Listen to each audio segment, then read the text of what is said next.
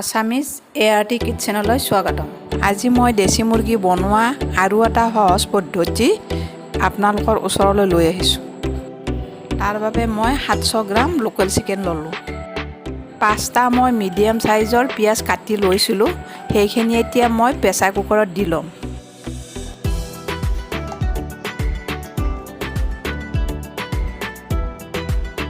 এতিয়া মই দেশী মুৰ্গীৰ মাংসখিনি পিয়াজখিনিৰ ওপৰত দি দিম।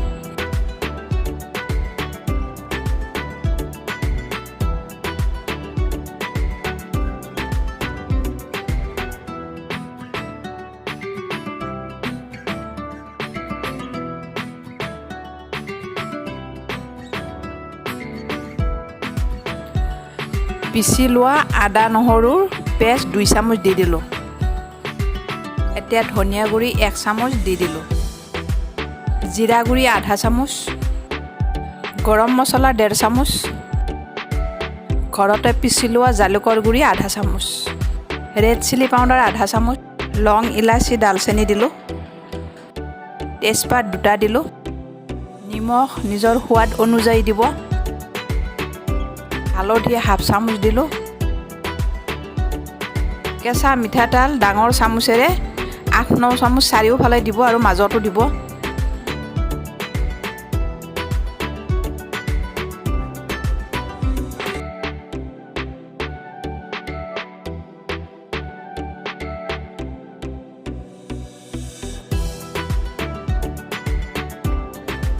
ইয়াত মোৰ সকলোখিনি দিয়া হৈ গৈছে। এতিয়া মই ঢাকনিখন লগাই দিম। এতিয়া মই প্ৰেছাৰ কুকাৰটো হাই ফ্লেমত বহুৱাই দিলোঁ। 2টা চিটি মাৰিলে নমাই থ'ম। ঢাকনিখন পৰিলে এতিয়া মাংসটো মই লৰাই ভাজিব লাগিব, যাতে পানীটো শুকাই যায়। কেইটামান কেঁচা জলকীয়া দিলোঁ। কেঁচা জলকীয়া নিদি ৰঙা জলকীয়াও দিব পাৰে আপোনালোকে। যদি আপোনালোকে মোৰ চেনেলটো ছাবস্ক্ৰাইব কৰা নাই, ছাবস্ক্ৰাইব কৰি ল'ব। থকা বেল আইকনটো টিপি দিব, যাতে আপোনালোকে মোৰ ভিডিঅ'বোৰ চাই থাকিব পাৰে। পানীটো শুহি গৈছে অলপকৈ। এতিয়া 1 চামুচ চিকেন মছলা দিলোঁ। এতিয়া এনেকৈ মিডিয়াম ফ্লেমত দি 10 মিনিটমান ফ্ৰাই কৰিব।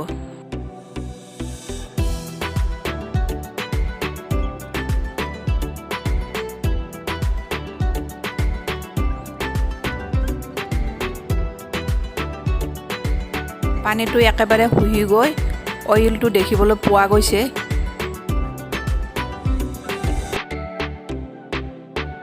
যিমান হিচাপত আপোনালোকক গ্ৰেভি লাগে সিমান হিচাপত পানী দিব। মই ডাঙৰ গিলাচেৰে 2 গিলাচ দিলোঁ।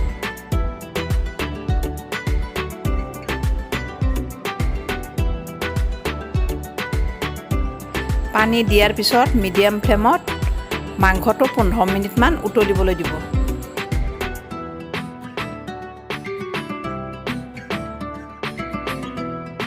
লোকেল মুৰ্গীৰ মাংস বনোৱা হৈ গৈছে।